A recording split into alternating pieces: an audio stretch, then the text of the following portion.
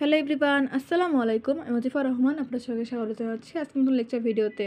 আজকে আমরা দেখব টাইমার প্রোগ্রামিংয়ের সেকেন্ড পার্ট, অর্থাৎ 8051 মাইক্রো কন্ট্রোলারের টাইমার প্রোগ্রামিংয়ের ফার্স্ট পার্ট আমরা আগের লেকচার ভিডিও দেখে আসছি। যারা আমার আগের লেকচার ভিডিও দেখেনি তাদের জন্য ডেসক্রিপশন বক্সে আমি লিঙ্কটা দিয়ে দিব, কাইন্ডলি ওই ভিডিওটা দেখে আসবেন। তাহলে আপনাদের টাইমার সম্পর্কে একদম ভালো একটা নলেজ এসে যাবে এবং আপনাদের এই ম্যাথগুলো এবং এই কোডগুলো বুঝতে ইজি হবে। তো চলুন শুরু করা যাক। তো ফার্স্টে একটু বলে নিই যে টাইমার আমরা আগের ভিডিওতে দেখে আসছি দুই ধরনের, একটা হচ্ছে টাইমার 1 এবং টাইমার 0। দুইটা টাইমার আছে। টাইমার হচ্ছে 16 বিট এর একটা স্ট্রাকচার, বাট আমাদের 8051 মাইক্রো কন্ট্রোলারটা হচ্ছে 8 বিট স্ট্রাকচারের, তাই না?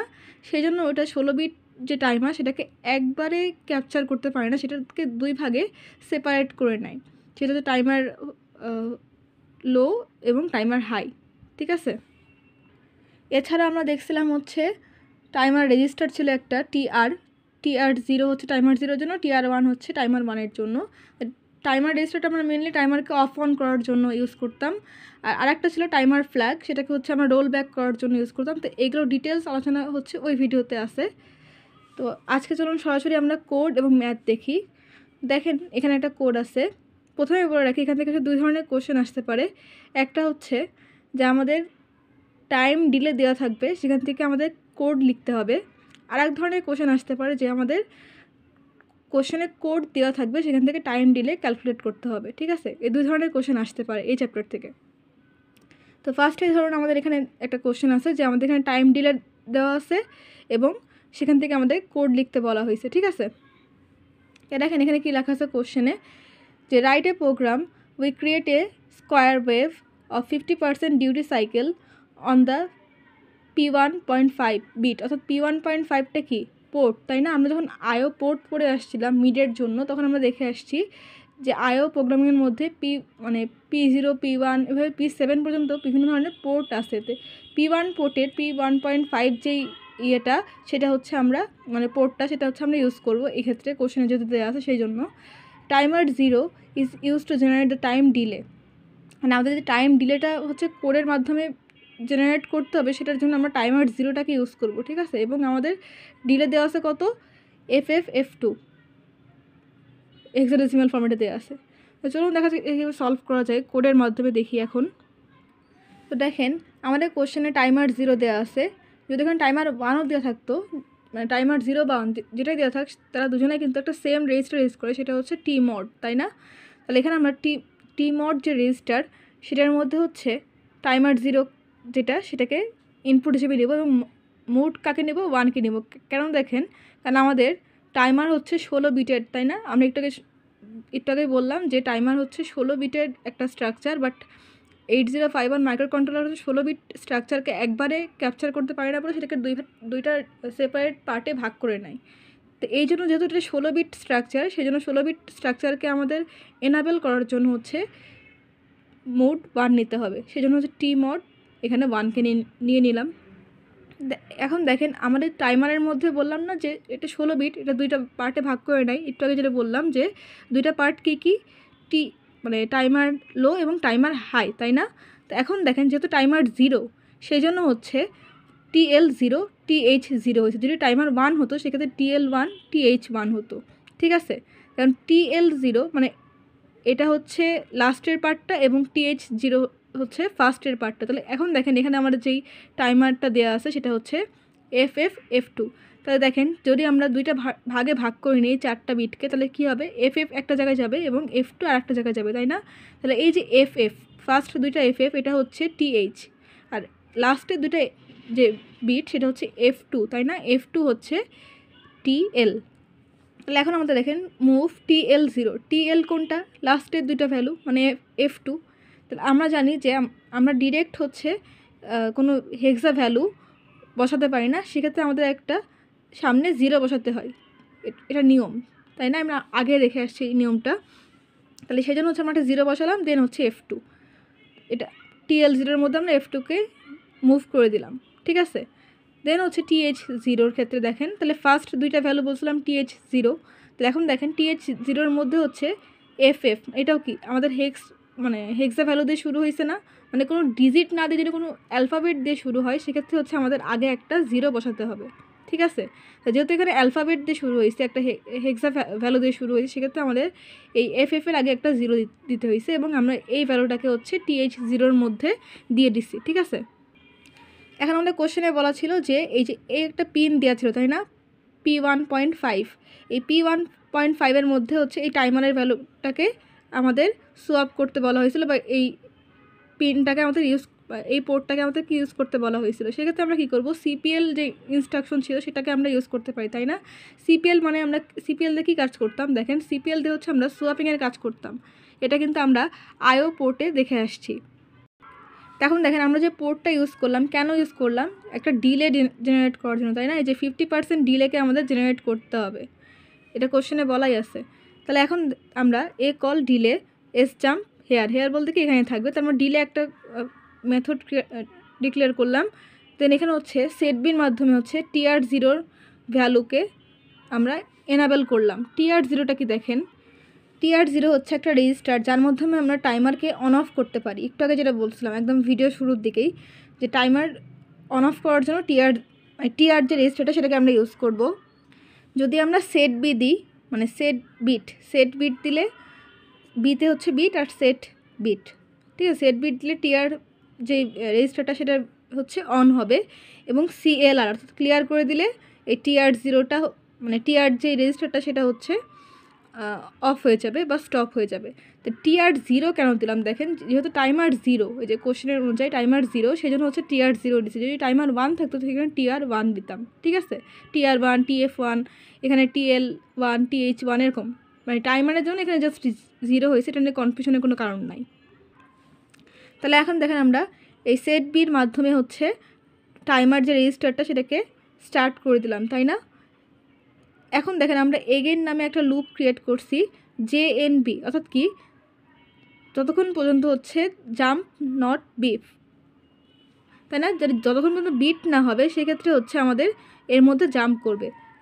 TF0 দিয়ে এখানে কী বলছে দেখেন, TF দিয়ে বোঝায় হচ্ছে রোল ব্যাক, তাই না।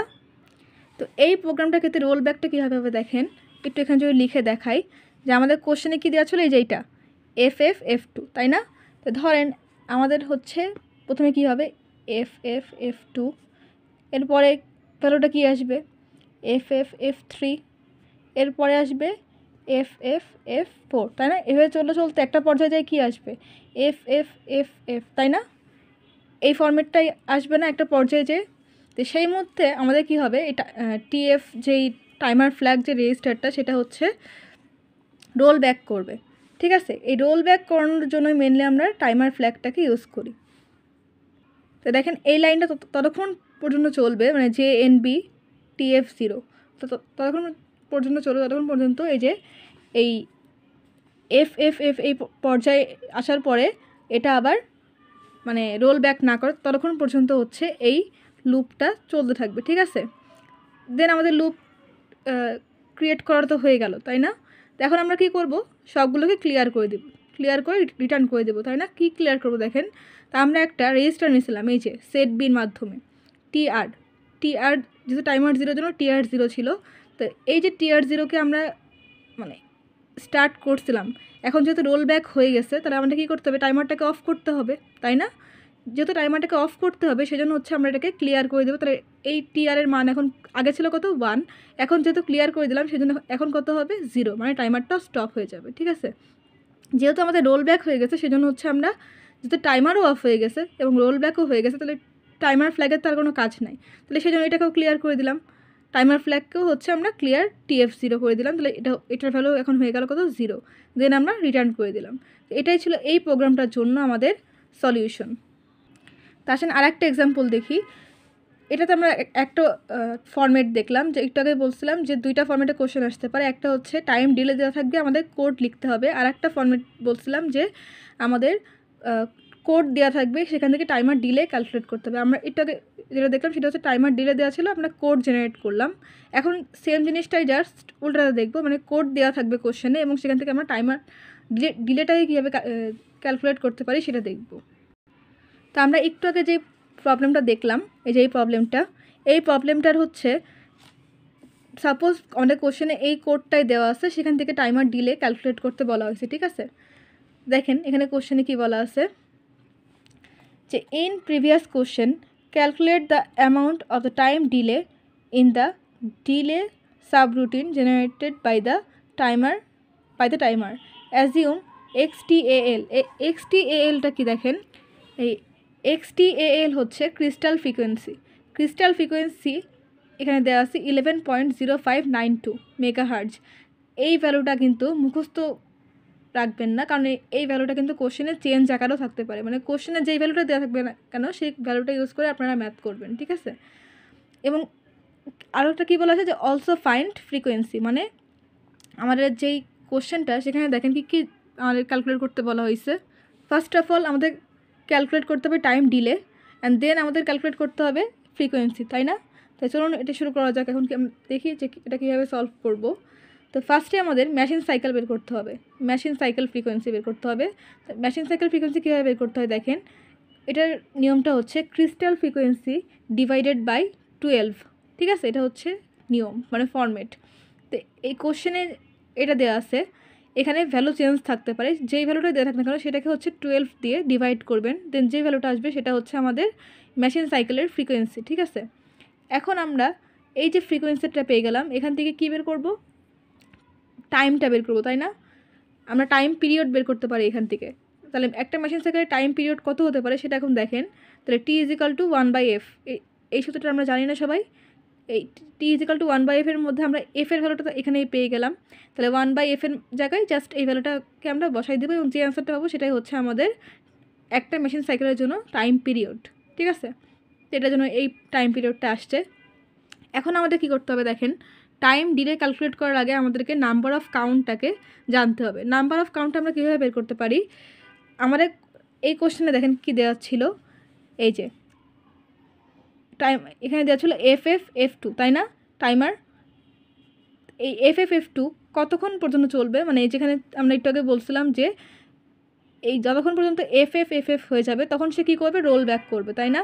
তো এই FF হওয়া পর্যন্ত সে কী করবে, এটাকে লুপ আকারে চালাতে থাকবে, তাই না। তো এই জন্য হচ্ছে আমরা এই FF থেকে হচ্ছে এই যে কোশ্চেনে যেটা দেওয়া ছিল এই যে FF এটাকে হচ্ছে মাইনাস করব, আর লাস্টে অবশ্যই একটা +1 থাকবে। এটা হচ্ছে ফরম্যাট, মানে যেই পর্যন্ত যাওয়ার পরে হচ্ছে রোল ব্যাক করবে সেটা থেকে আমাদের যেই মানে টাইমারটা দেওয়া থাকবে কোশ্চেনে সেটাকে মাইনাস করব এবং তার সাথে +1 করব। তো এটা ক্যালকুলেট করার পরে হচ্ছে আমাদের রেজাল্ট আসছে হেক্স ফরম্যাটে আসছে, হচ্ছে যেহেতু এটা হেক্স ভ্যালু সেজন্য আমরা ক্যালকুলেটারে হেক্স ফরম্যাটে নিয়ে এটাকে মাইনাস করব।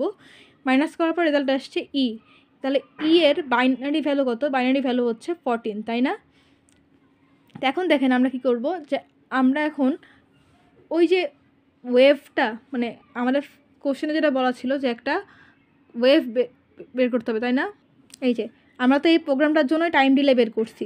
তো এই যে দেখেন এখানে লেখা ছিল স্কোয়ার ওয়েভ বের করার জন্য হচ্ছে আমাদের এখন কি করতে হবে, এই যে আমরা নাম্বার অফ কাউন্ট পেলাম এটার সাথে হচ্ছে এই যে টাইম পিরিয়ড, একটা মেশিন সাইকেলের জন্য যে টাইম পিরিয়ড সেটাকে হচ্ছে গুণ করে দিব, ঠিক আছে।